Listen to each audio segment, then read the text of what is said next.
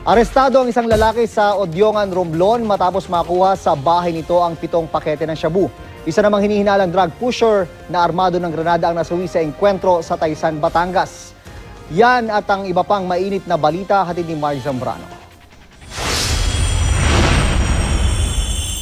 Arestado sa police raid ang isa umanong drug pusher sa Odyongan, Romblon kahapon.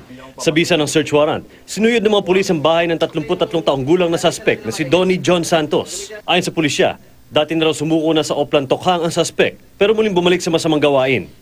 Na-recover sa bahay ng suspect ang nasa 7 pakete ng shabu at kagamitan sa pagdodroga. Itinanggi naman ng suspect ang paratang.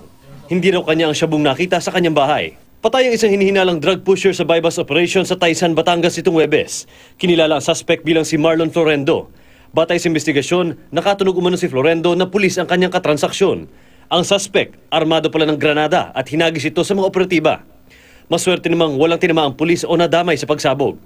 Dito na napilitan ng mga pulis na barilin ang suspect. Nakuha sa crime scene ang 5 pakete ng hinihinalang shabu, baril at isa pang granada. Patay rin sa bypass operation ng isang lalaki sa Tumana, Marikina kahapon.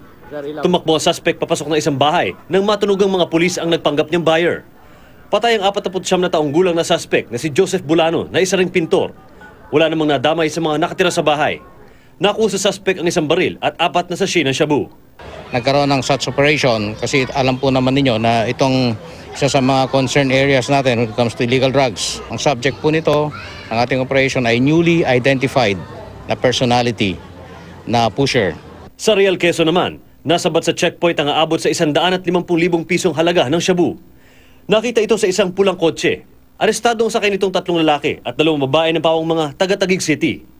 Nagsasagawa ang mga otoridad ng follow-up operation. Posible raw na matagal nang labas-masok sa bayan ng Real at Infanta ang mga naaresto. Sa Davao City naman, arestado ang 2 empleyado ng Davao City Hall sa magkahiwalay na entrapment operation. Kinilala ni PIDEA Director General Isidro La Peña ang mga suspect ni sina Aldrin Balug at Jose Nelson Ruiz. Sa pinakauling tala ng Philippine National Police, aabot na sa mahigit 1,000 napatay sa mga operasyon kontra droga ng PNP simula nitong Hulyo.